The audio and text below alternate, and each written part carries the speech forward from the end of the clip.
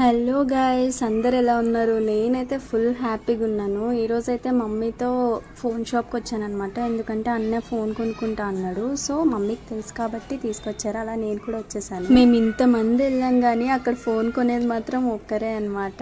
కాకపోతే అందరం అలా సెకండ్ ఒపీనియన్, థర్డ్ ఒపీనియన్ అలా ఒపీనియన్స్ తీసుకోవడానికి. కానీ మేము వెళ్ళిన తర్వాత అక్కడ ఫన్నే ఎక్కువ ఉంది. ఫైనల్లీ మేమైతే ఒక ఫోన్ సెలెక్ట్ చేసామన్నమాట. వివో V30e తీసుకున్నాడు అన్నయ్య. సో ఇంకా అది ఓపెన్ చేసేస్తున్నారు ఇద్దరు కలిపి.